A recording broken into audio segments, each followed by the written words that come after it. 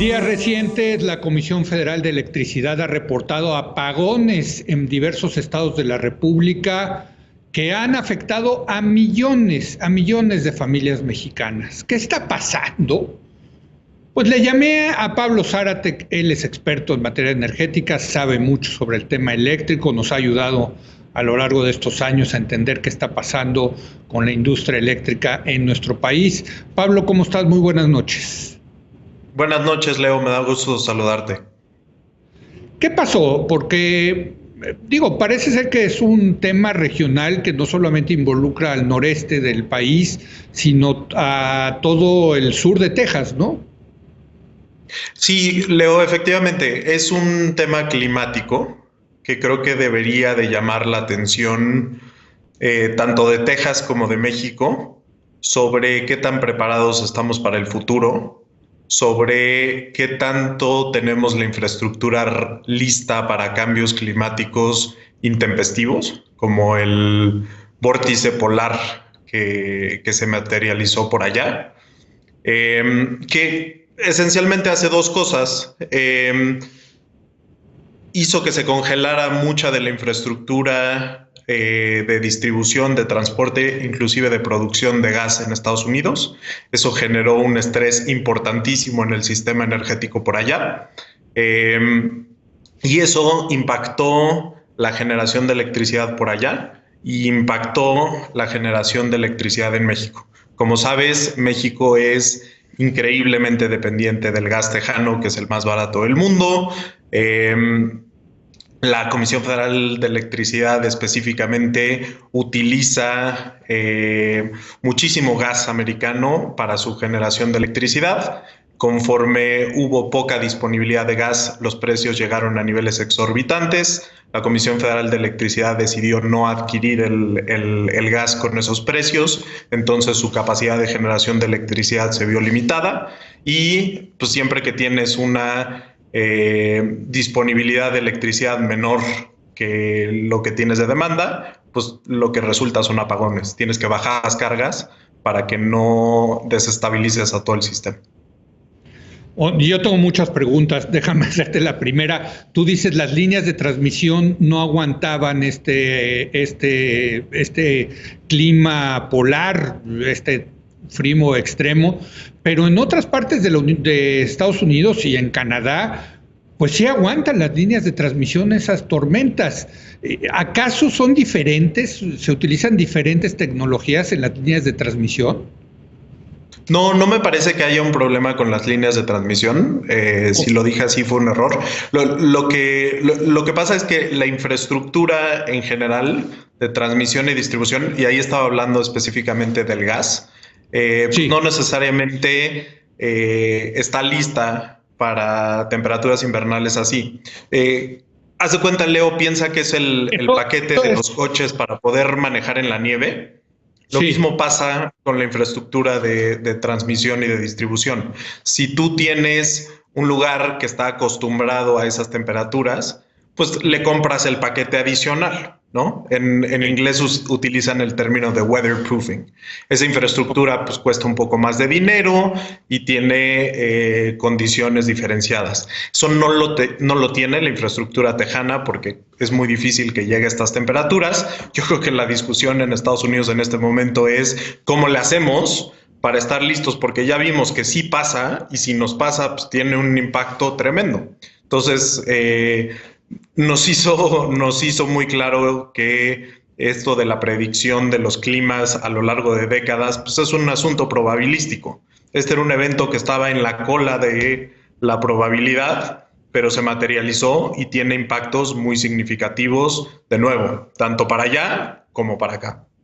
Bueno, y tampoco, o sea, estamos diciendo que en Texas no estaban preparados, pues en México tampoco estábamos preparados porque también esta onda gélida llegó a nuestro país. Pero déjame, otra pregunta que tengo es sobre la... Sí, adelante. ¿Querías decir algo? Sí, pero ahí sí me gustaría hacer un comentario rápido, que es, para Texas es un evento extraordinario tener estas temperaturas y tener estas condiciones.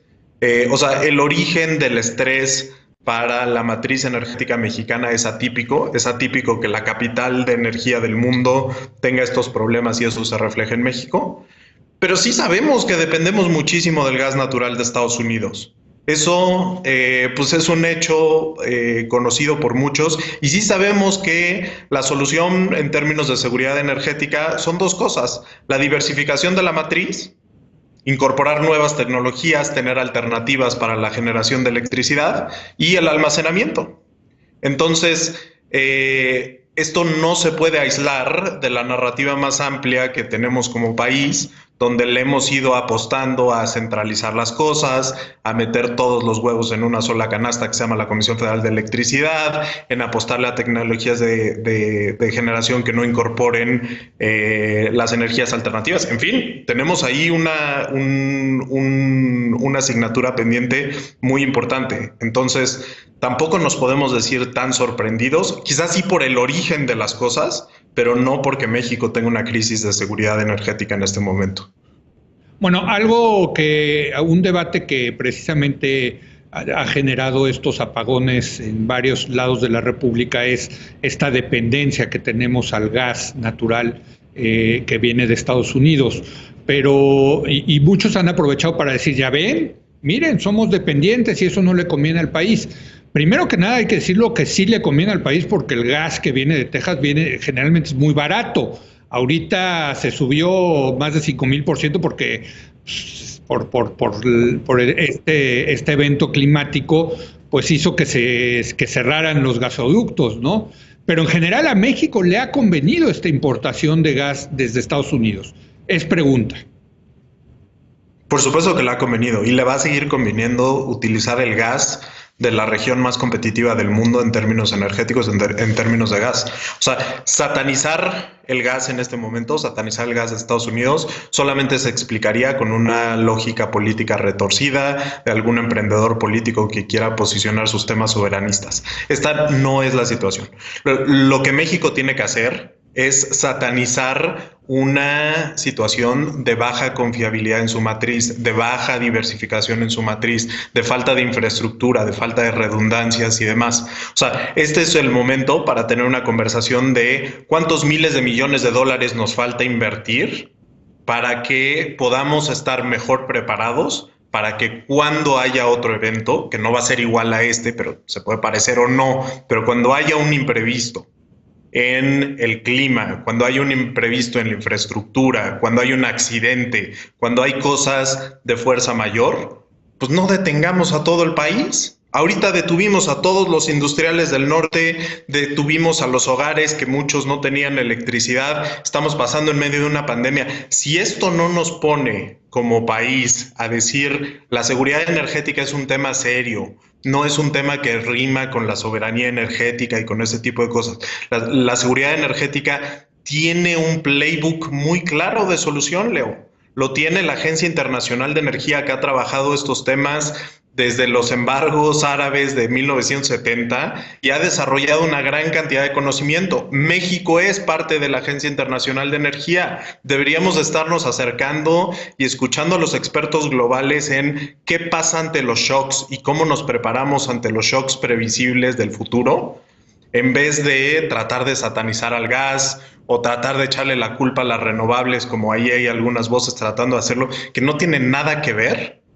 Y francamente nos lleva a las conclusiones equivocadas. Gracias a las renovables se sostuvo buena parte de la generación. Gracias a que tenemos alternativas y que podemos utilizar infraestructura de importación de gas natural licuado y demás, la CFE tuvo algunas alternativas.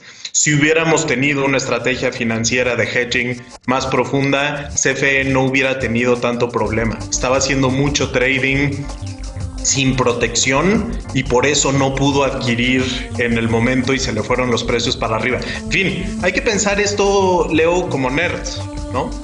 O sea, no es el momento para que las cosas energéticas las manejen los grillos. Es momento para que las cosas energéticas las manejen los nerds, con tablas de probabilidades, identificando los puntos, identificando los cuellos de botella, tratando de mejorar la infraestructura del país. Eso es clarísimo. Tengo que hacer brevemente una pausa, Pablo. Regresamos a concluir. Estamos analizando los apagones que siguen, por cierto, en algunos lados de la República. Regresamos.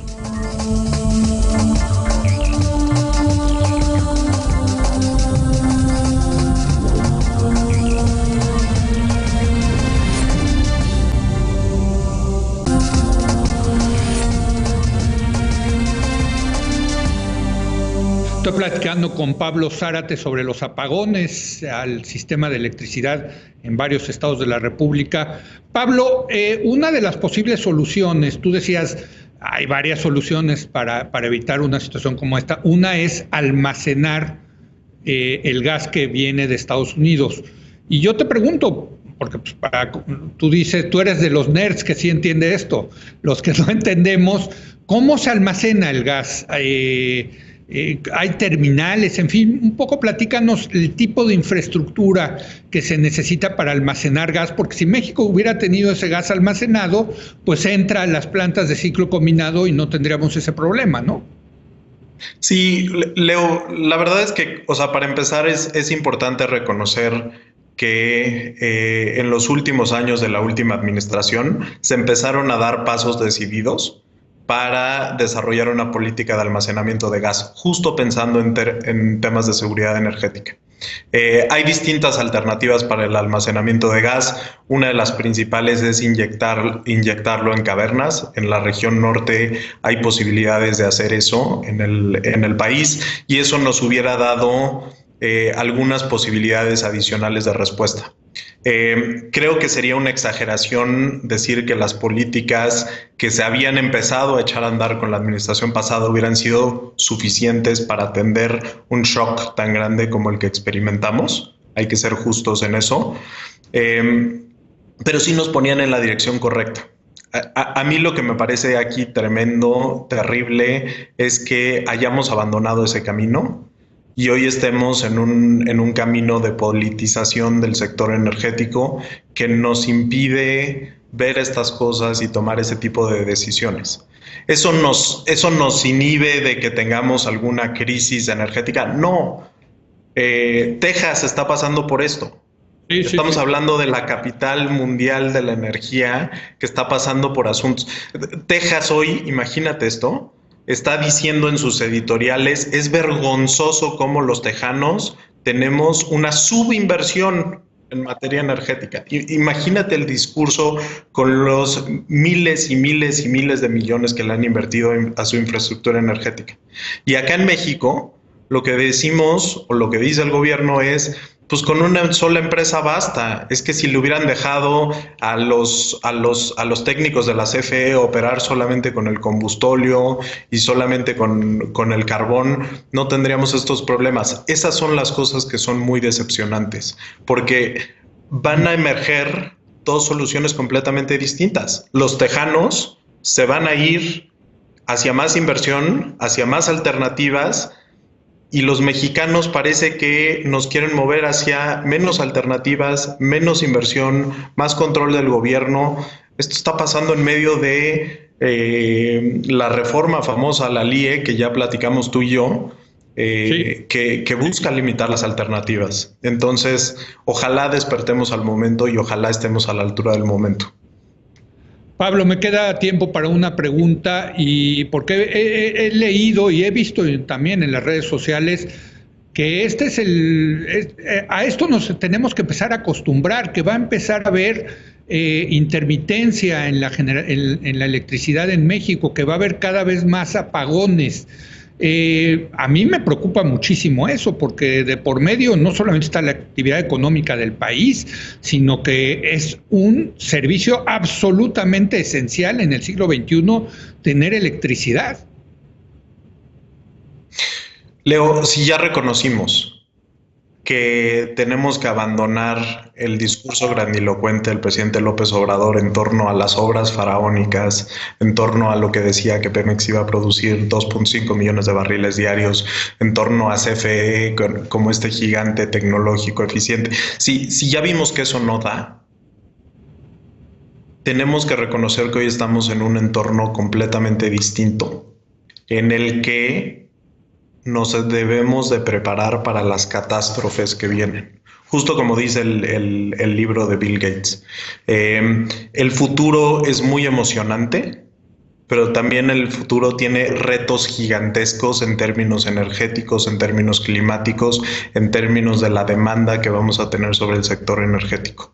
Es evidente que nuestra infraestructura es insuficiente, es evidente que hubo subinversión en el pasado, es evidente que tenemos riesgos gigantescos como país y que nuestra seguridad energética está en entredicho.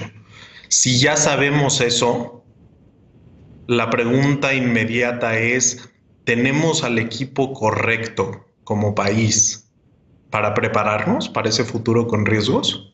¿Este es el equipo que nos va a salvar de las catástrofes que vienen? ¿Este es el equipo que se va a enfrentar a los cambios climáticos intempestivos?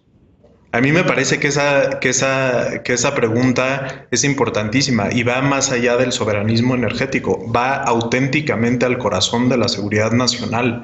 Si México no puede desarrollar soluciones que permitan que la economía del país siga funcionando ante riesgos e imprevistos, como país nos vamos a ver debilitado tremendamente. Y ahí, ¿cuál soberanía? Se acaba el discurso muy rápido y ojalá, Leo, acabemos tomando las cosas de los nerds y no de los grillos. No es momento para estar con asesoría política, es momento para la asesoría técnica. Pues yo creo que no puede haber soberanía mientras siga habiendo apagones, eso me parece que es muy claro.